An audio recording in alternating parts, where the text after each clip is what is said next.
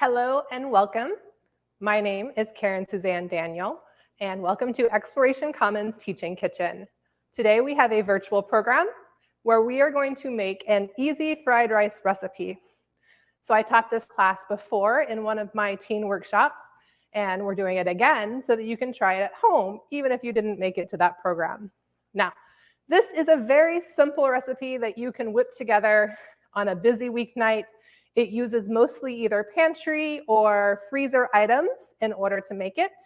And you can find the recipe on our website. So there should be a link to the Facebook or to the library event.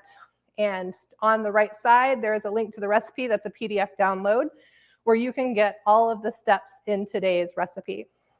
So I'm going to review the steps that we're going to do first. Stir fries tend to work pretty quickly, so this includes fried rice too. So what you always want to do is get all of your ingredients and your items ready before you turn on your stove or before you start cooking. Nothing is worse than getting started on a dish and then realizing halfway through you're missing one of the key ingredients. So the recipe today, this calls for soy sauce, oyster sauce. Now this ingredient is optional. You do not have to include it, but it does add a nice flavor.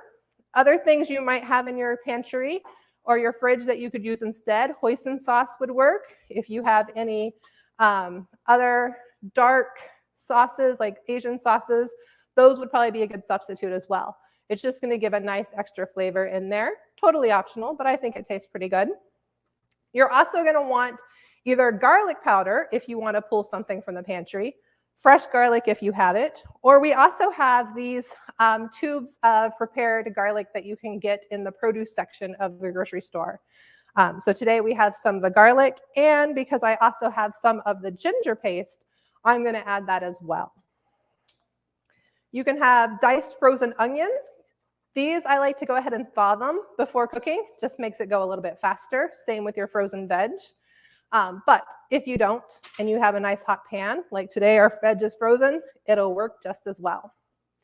The vegetables you want to have at least 2 cups or so of frozen veg. This can be any type that your family really enjoys. So today I'm using a blend that is carrots and broccoli florets.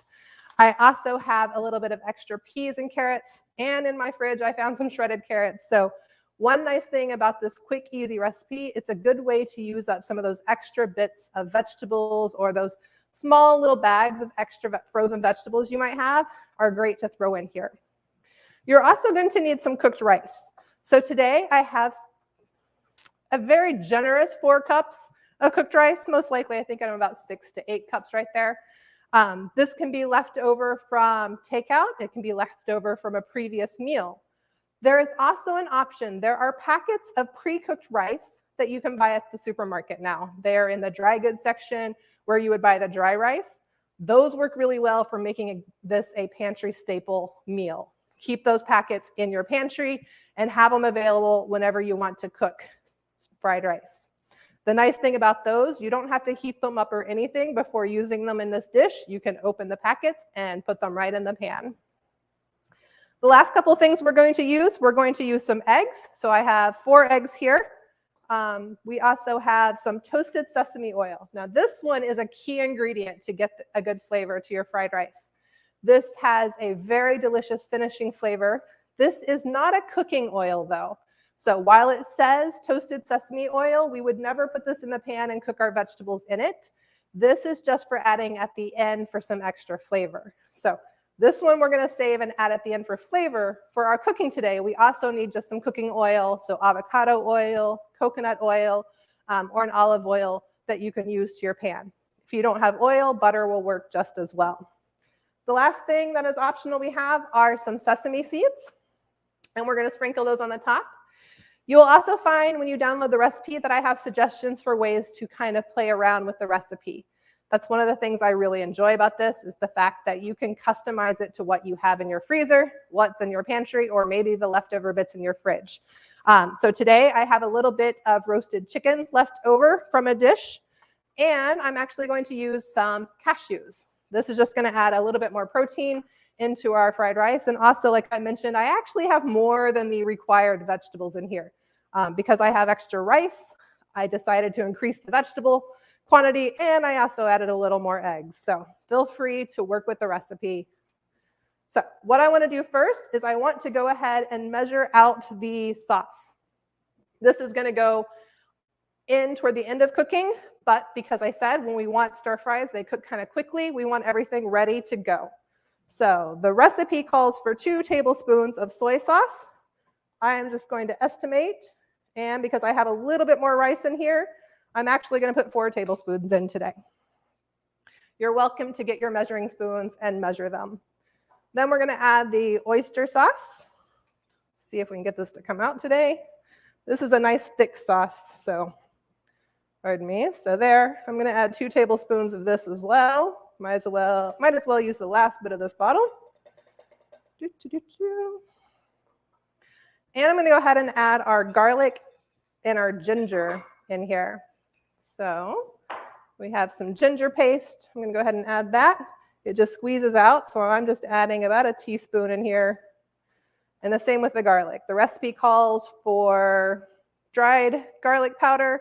To substitute, I would either do a couple cloves of garlic or about a teaspoon to a tablespoon of garlic. Depends on how much your family likes garlic. Me, I like it a lot. Tastes very good.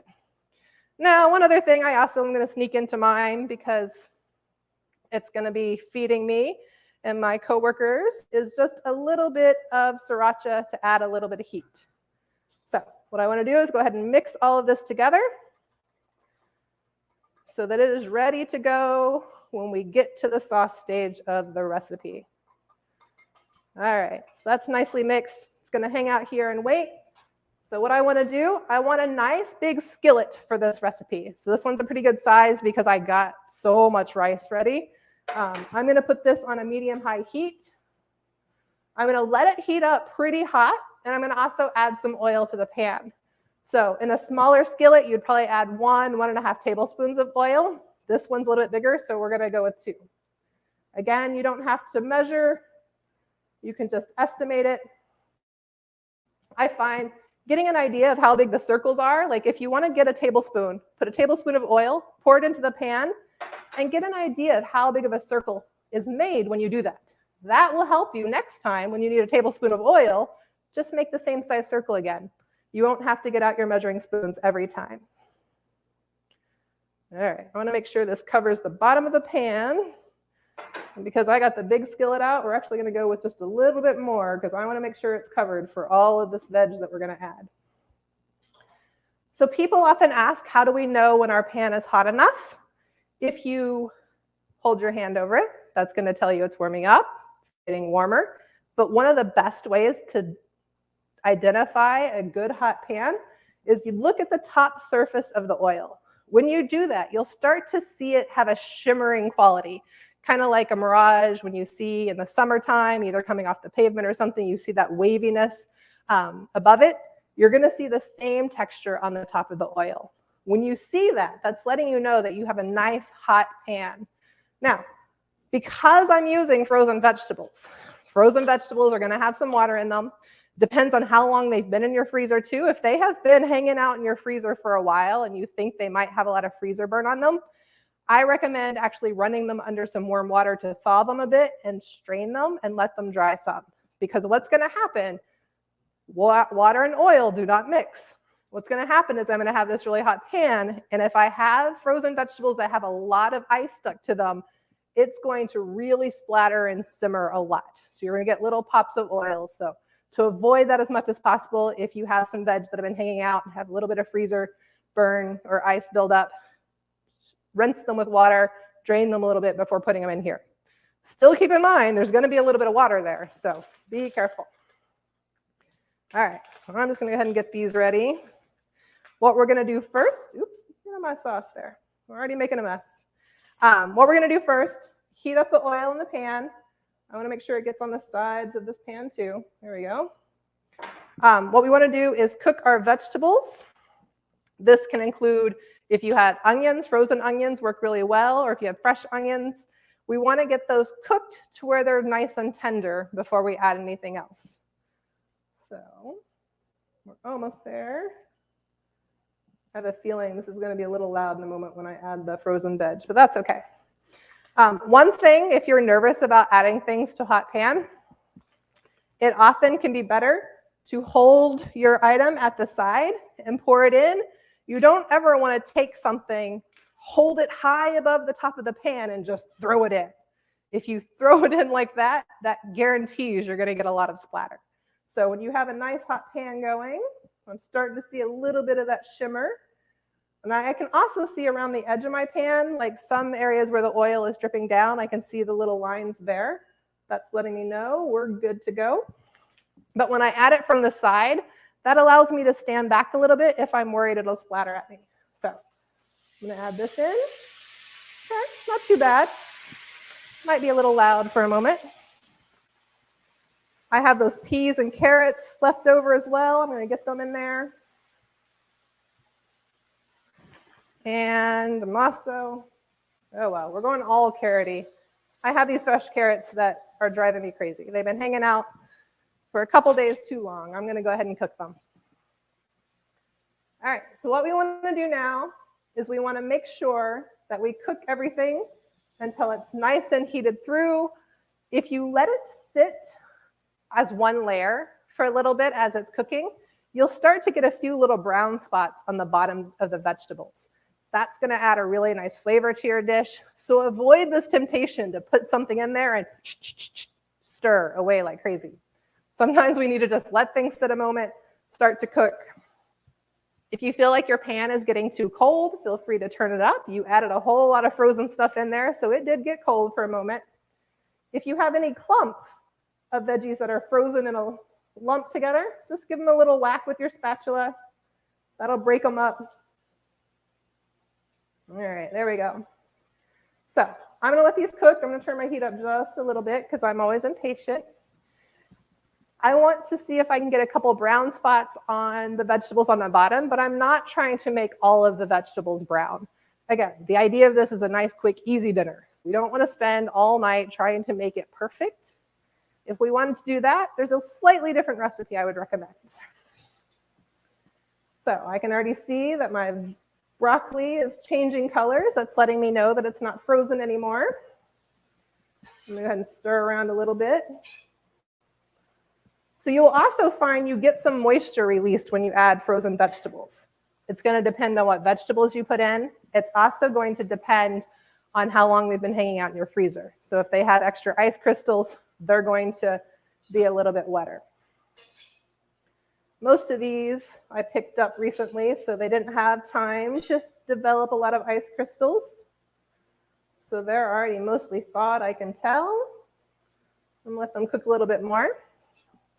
Now, the nice thing about this recipe is we're using a nice big pan, means I can scoot stuff off to the side to cook the next part. So you want to kind of pick whatever pan you have in your kitchen that's going to give you a little more surface area to make this more convenient. Now, if you only have a small pan, no problem. Cook your veg, put it in a bowl to the side after it's heated up, and then start to cook the rice next. That way, your rice is going to have a chance to get in contact with the heat on the bottom of the pan. It's going to give a better texture. All righty. So that's looking good. This is also because I leave it in the pan, it's going to keep cooking a little bit longer. So what I'm going to do is I'm just going to push this over to the side. What I can see right here is a little bit of moisture kind of seeping out. I'm kind of shaking that around because I want that to evaporate. I don't want wet, runny fried rice. So I'm just tilting my pan so that water comes out, hits the center of the pan where it's really hot, evaporates away. All righty. So now I'm going to add just a little bit more oil in the center where I'm going to put my rice. If your pan is dry, add a little oil. If you still see a nice coating of oil from the first round that you added, you don't need to add more. Now I'm adding the rice. If you're using rice that you cooked, it's always better to use it the day after or after it's been in the fridge for a few hours. You want some cold rice for this recipe. Day-old rice is going to be drier. It's not going to stick together as much. It's going to have a much better quality for fried rice. If you try to cook some rice and then take that and make this dish, it sticks to the pan, it sticks to itself, it gets very lumpy. Doing it this way, it will break apart and be a lot fluffier. All right.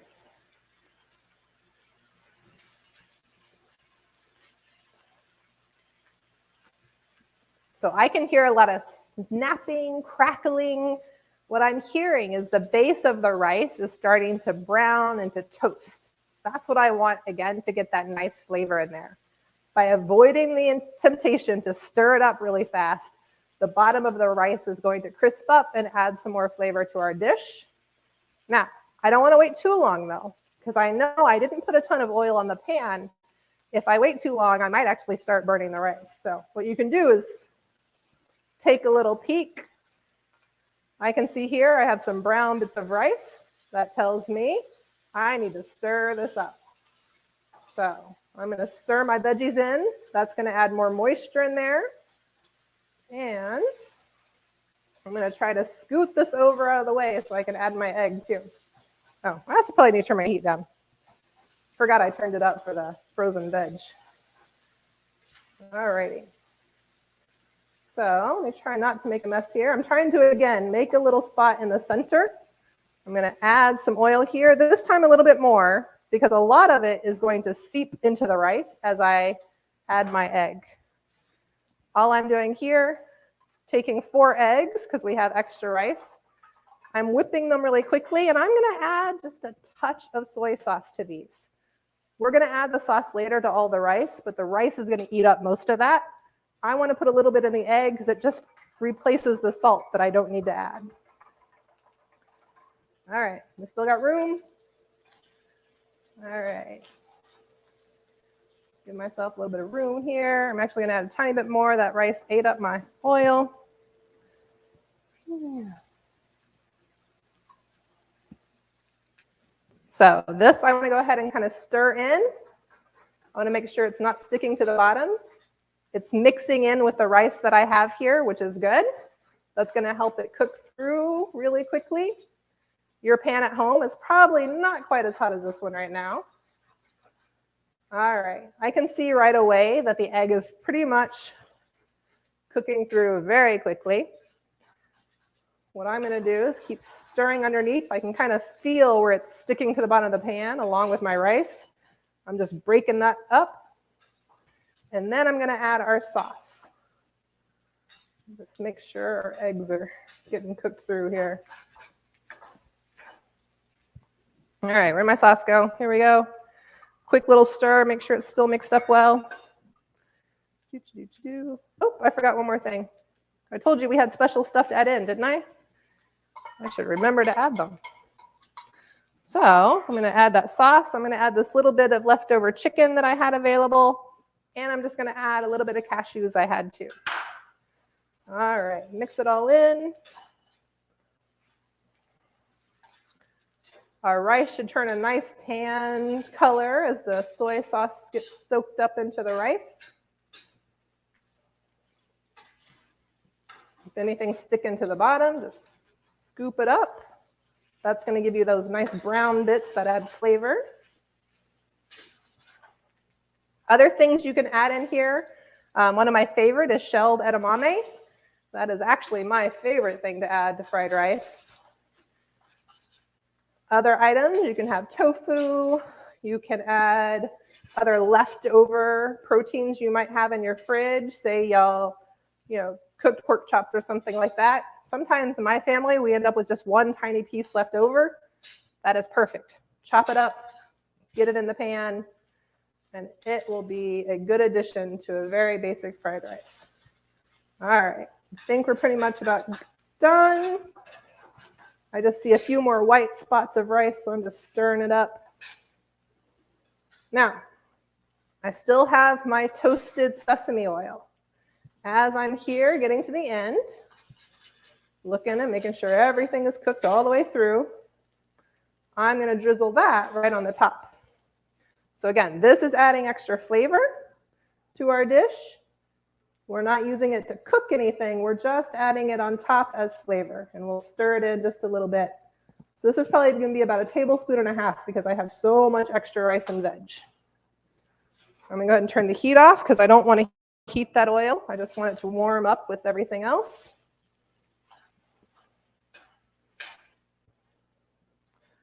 All righty. This looks good. I had envisioned that I would put this in this nice bowl here, but I don't think I can do that without making a giant mess right now. So what I'm going to do is just serve a small taste, see what I think about it.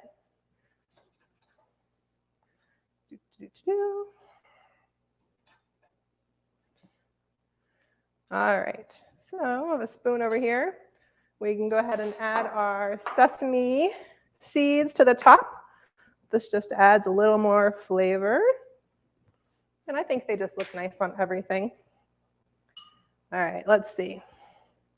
Was it a success or not?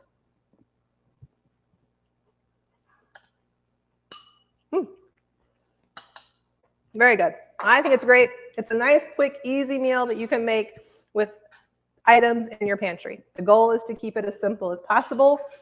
You know, the goal is not to make it the most elaborate fried rice dish you've ever had, but one that you can cook in like, what, half an hour?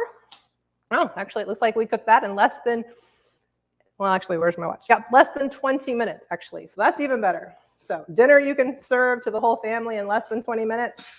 That is definitely a good thing in my book. All right, well, I hope that you will try out this recipe. I'm going to take a peek real quick, see if we have any comments.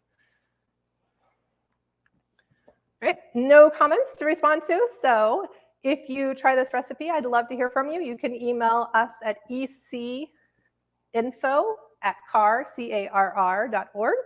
We would love to hear about it. And we hope to see you in one of our teaching kitchen classes or over in our makerspace. So thank you very much. Have a great day.